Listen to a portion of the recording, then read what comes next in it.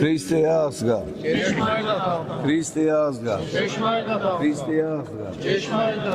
ილოცავთ დღევანდელ დღეს დიდება და მადლობა ღმერთს ყველაფრისათვის იმ წყალობისათვის რომელსაც გვაძლევს და უშურველად თან დაყვედრების გარეშე მადლობთ ღმერთს გასრულ და 40 პატრიარქის გარდაცვალებიდან და გუშინ იყო მსახურება და ეს მსახურება როგორც მეუფეშიონ თქვა და ვეთანხმებით მას ყველანი იყო რაღაცა სიხარული სავსე თითქოს პატრიარქის ეს შვიდი მოყვარული მიმდევებელი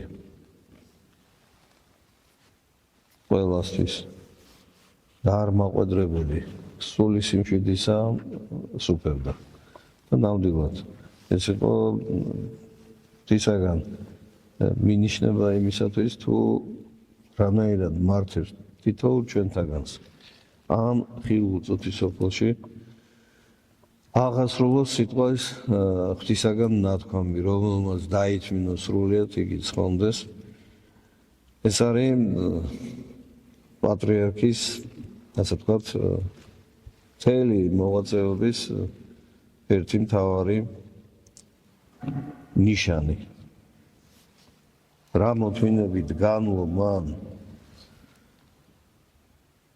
თითქმის ნახევარი საუკუნე ყვედრებისა და საყვედურის გარეშე და იქ ბევრი ადამიანი იხსენებდა თუ როგორი სიყვარული ჰქონდა ლოცვის მიმართ და შენიშნოს რომ არავის არ აძლევდა ამ თუ იტყოდა მხოლოდ ისე მსუბუქად რა თქვათ ეს ან ხუმრობით რომ ისინიც არ დააკვირვებულიყვნენ იყო ეს სასულიერო პირი თუ სტიქაროსანი ყველა სიყვარულით რო ექცეოდა და ბევრი ადამიანი ამას იხსენებდა და მადლობთ ღმერთს რომ ესეთი წინამძღოლი და მასწავლებელი ყავდა და ბოლომდე სიცოცხლის ბოლომდე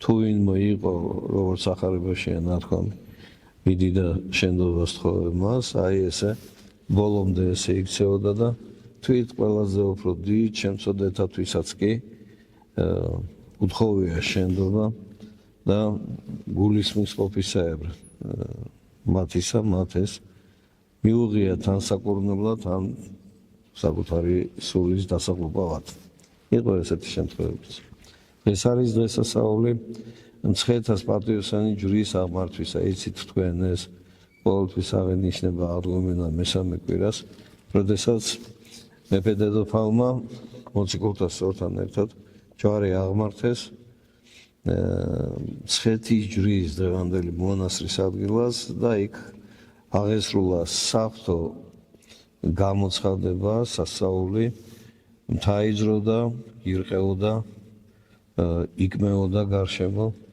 ყველაფერი და აგებოდნენ ადმოდიოდნენ და გადამდიოდნენ ზეციდან ამ ჯვარზე ეს თითქოს ძველი აღთქმის ესეთი სურათ-ხატი არის როდესაც მოსე მთაზე იყო ასული და უფალი მას ელაპარაკებოდა მაშინ ირყეოდა ყველაფერი და ცეცხლით იყო ყველაფერი განათებული რაცა საღვთო ესეთი დიდი ნიშანი იყო და მენაცაცხებლე დედათა მენაცაცხებლე დედები რომლებიც სახენი არიან ღვთისა ერთგულებისა და მისდამი ესეთი თავმდაბალი მსახურებისა დღევანდელ სახარებაშიც ხო ესე იყო მიდიან მენაცაცხებელი მოამზადეს და ფიქრობენ ვინ გადაგვირგოროს ლოდი რომლითაც დაბეჭდილი იყო უფლისა საფლავი და აი მაშინ იქ ანგელოზი გამოუჩნდათ და ლოდის გადაგორებული დახვდათ ბეჭედი გაუტეხელი იყო ეროვნულ ოკროპირი ამბობს ხო იცრონო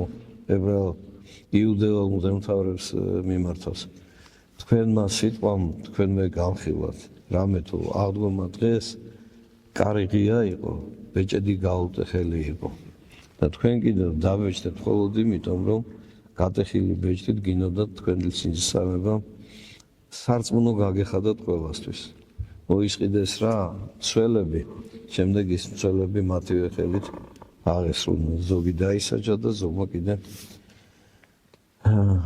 მოწამეობრივი გვირგვინი მიიღო საკვირველი დღე არის 60 გუღლოში წავიკითხეთ ადამიანური სისუსტის მაგალითი, როდესაც მოციქულებს შეშივლეს საბერძნეთში მყოფმა ბერძენმა ებრაელებმა, ასე ვთქვათ, როგორც საქართველოში ქართული ებრაელები არიან, ბერძენმა ებრაელებმა, რომ მოკლედ არათანაბრად არაკეთილს ინდისიერად ნაწილდებოდა. მოციქულთა სიტყვა იყო საგაკვეთილო ჩვენთვის და მათთვისაც. გამოარჩიეს მათი წრიდან დიაკვნები დაადგინეს ხალხისთვის მსახურებად, ხოლო თავიანთვის და მათთვის გასაგონად სთქვეს.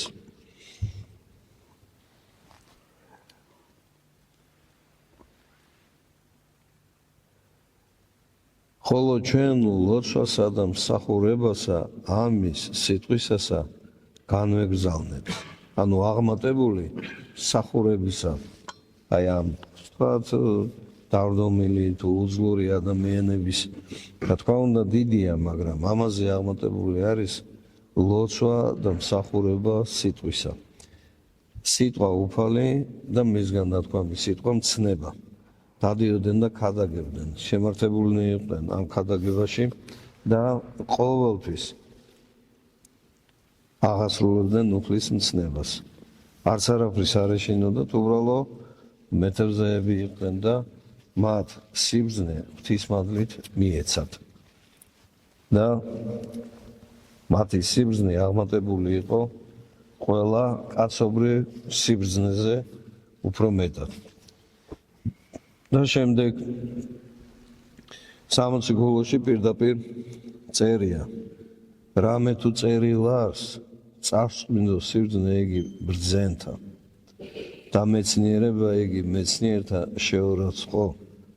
სადაა არს ბრძენი და სადაა არს მწიგნობარი, სადაა არს გამომეძებელი იგი ამის სოფლისა. ანუ არა განაცოფა ღმერთმა სიბრძნე იგი ამის სოფლისა. და მართლაც ესეა. წმინდათა ცხოვრებიდან ბევრი ვიცით, ხო? ესე იგი, ღვთის მადლმა და განგებულებამ წმინდა გიორგის მოწამეობისას ალესილი მახვილი წერით, შუბი თუ ისარი თუ მახვილი დაარბილა როგორც ცვილი. და კირი, რომელსაც აქვს დიდი მხურვალება და დიდი ძალა, ისიც კი განაქარვა. ცეცხლი, რომელიც წვავს, როცა რომ მოწამეები კოცონზე დააყენეს, იმ ცეცხლს კი ვერაფერი ვერ უყო. ხოლო ძველახტოში გახსოვთ ანანია, აზარია და მისაელის ცხოვრებიდან თუ ცეცხლმა მტარვალები როგორ შეწვა, ხოლო წმინდანებს კი არათუ რაიმე დაუზიანა, კვამლის სუნიც კი არ ასდიოდათ. რატო ეს ყველაფერი ჩვენთვის დღეს საინტერესო? იმიტომ რომ უფალი გუშინ დღეს და მომავალში იგია უცვლელი ყოველთვის. თუ ძველახტმისას აღასრულა ეს სასაული, თუ გწამს და თუ კი ვართ მიმდევარი უფლის მცნებების და სიტყვის, მაშინ ჩვენ დროშიც ესეთივე მოხდება. განაცოფოს სიბრძნე ამ წუთის სოფლისა, განაქაროს, ხოლო საფრთხე მადლით ყოველი მისი მიმდევარი და მორწმუნე განაძლიეროს. და დღევანდელი დღეც და დღევანდელი ჩვენი ყოფაც მხოლოდ და მხოლოდ თუ რაიმეთი ხარობს და თუ რაიმეთი არის დაცული, მხოლოდ და მხოლოდ ღვთის მადლით, მხოლოდ და მხოლოდ ღვთის სიტყვით, რომელიც არის, იყო, არის და იქნება მომავალშიც მათთვის, ვისაც სწამს მაცხოვრის სიტყვა.